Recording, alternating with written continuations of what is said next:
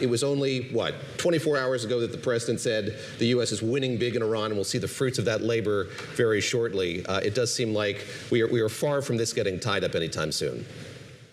Well, thanks for having me. Certainly, the president continues to profess U.S. victory in this conflict, but at the same time, we are seeing tit-for-tat strikes between the U.S. and Iran, and we're not quite at the point of an escalation to or return to full-scale conflict, but we certainly are seeing more damage and expansion of targets by the U.S., both geographically and in terms of the types of sites that are being hit.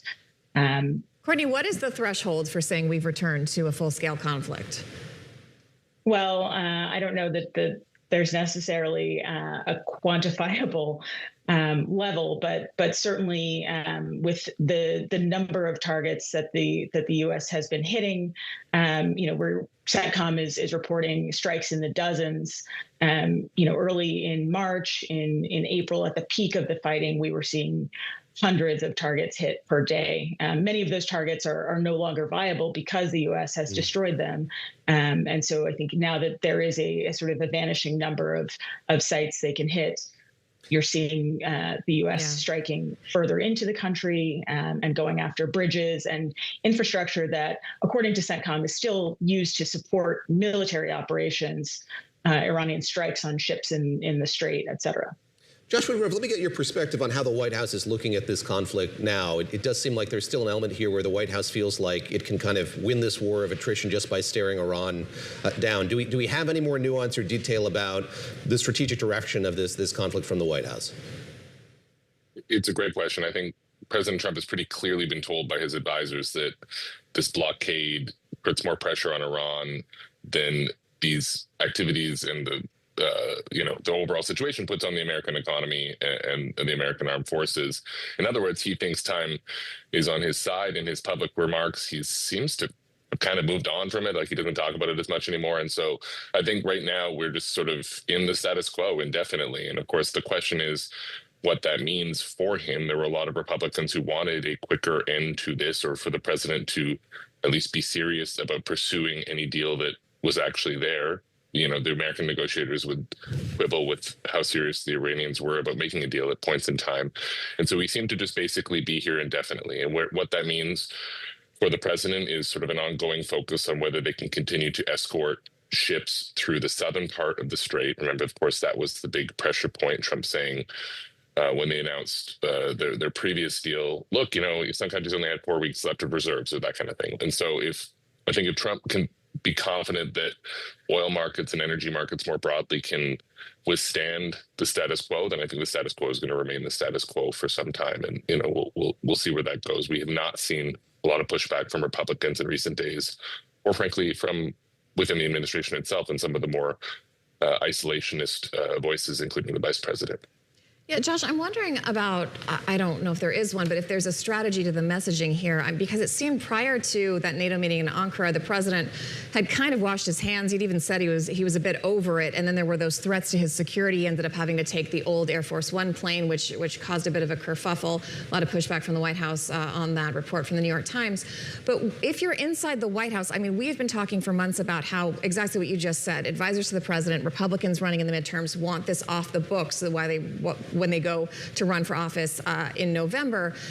If this is going to stretch out and have this indeterminate timeline, is the strategy just don't talk about it and maybe people will forget it's happening in the background? Is that kind of what's happening here?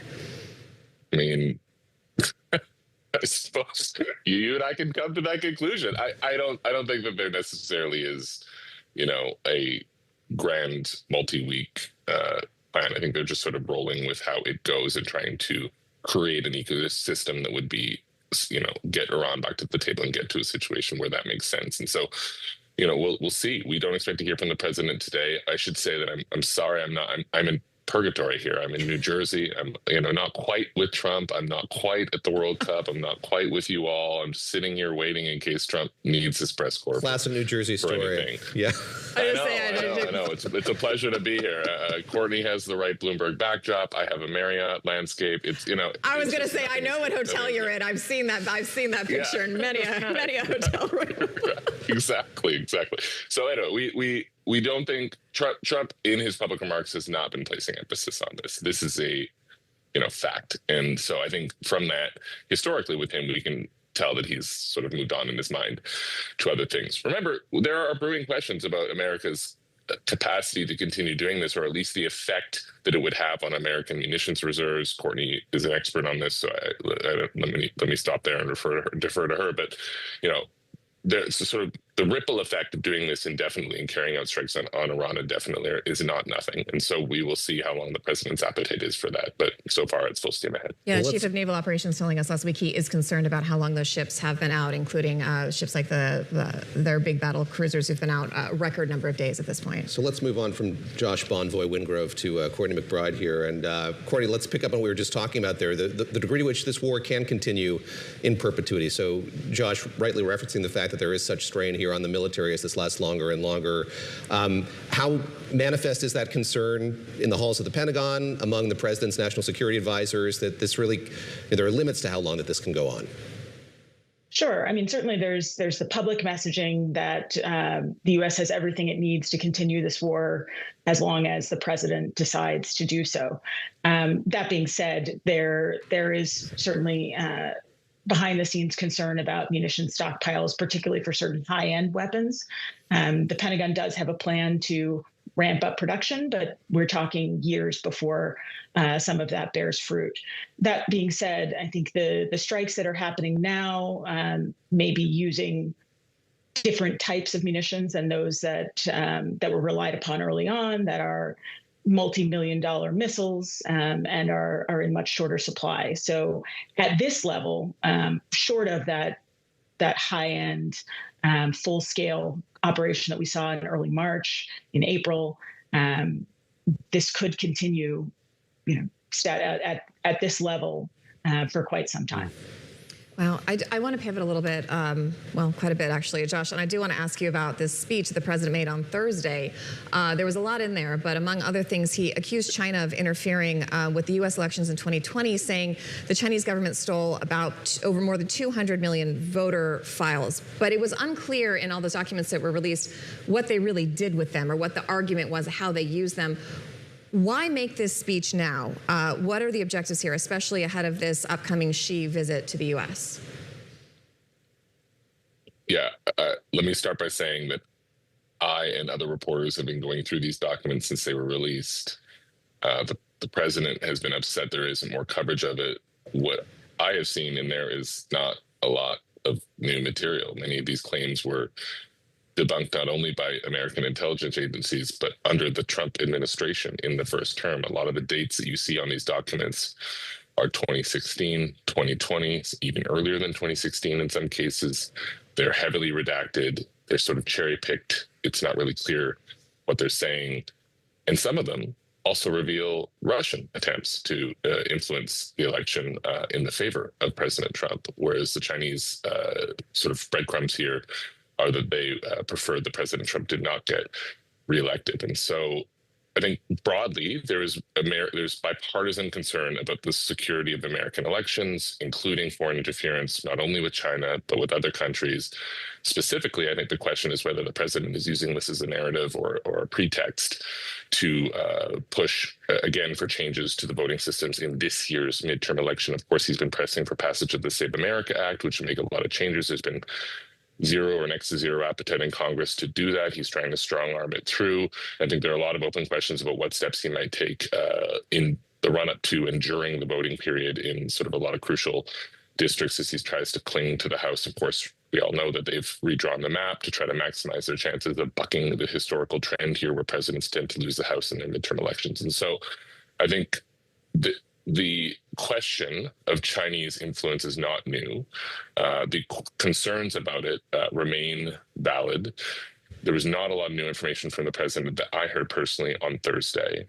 I think there are concerns broadly about foreign interference, but the question, I think, is the domestic context and how the president is viewing these midterms and what levers he might try to pull in the run-up to them.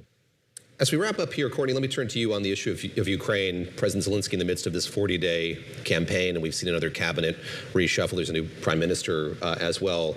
But I'm struck by the protests that have emerged after he removed the 35-year-old defense minister from his position there. He who was really a pioneer of, an advocate for more drone warfare in this conflict. Very effective. Very effective, and we see, long-range drones now targeting Russia, as we've talked about on the show, Moscow, St. Petersburg, seeing them trained at the Sea of Azov as well.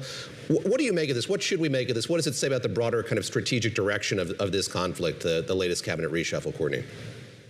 Well, I mean, this is an approach that President Zelensky has taken before in terms of reshuffling the cabinet. But the decision to oust Defense Minister Fedorov certainly has struck a nerve, and I think has raised some very serious concerns about the battlefield impact. It remains to be seen what is going to happen in terms of permanent leadership. One of Fedorov's allies has declined to take a position at the ministry, and so I think there's a real concern that you could see a backslide in terms of Ukraine's innovative and really effective approach to striking Russia. Do you know what prompted this decision? Why he did this now? That is a mystery, I think, for a lot of people. Fedorov had been clashing publicly with some of the sort of military old guard, and I think there's a lot of speculation, but nothing definitive. Josh, last question to you. I'm not going to make you respond as a Canadian to the president's allegations about these fires, but you did have a scoop this week that's Canada-related, having to do with this bridge that's kind of been surrounded in controversy between the U.S. and Canada. Get us up to speed on what you've learned here through your reporting. Yeah, very, very quickly. This is, I don't know how quickly to do this. Is like a decades-long saga.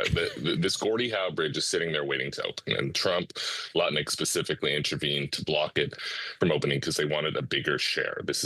Deal was struck in 2012. The Canadians agreed to pay for everything in exchange for getting their money back. And so Prime Minister Carney has been under a lot of pressure domestically because questions are swirling whether Canada will get its money back and about what price he sort of paid to Trump to get this bridge open, for a bridge, again, built with Canadian money in the first place. And so we have viewed the document, the sort of confidential agreement. It is simple. It is one page long. And what Carney has agreed to do is kick the equivalent of net profits after operational costs for 15 years of this bridge. He said that might not be a lot of money. In fact, it might be negative at the start. And so this contradicts some of the Prime Minister's previous remarks on it, and that's why it's sort of become an issue back home. But this bridge, it just continues to be this saga. And so what they've done now is essentially set up an incentive where the more money and more traffic that goes through this toll bridge, the more money will go to this U.S.-controlled regional development fund. The current bridge it's privately owned. It's kind of a wacky story. It's an incredibly busy trade bridge. Trucks, taking every car part you can think of over and over all the way. So they want a second bridge.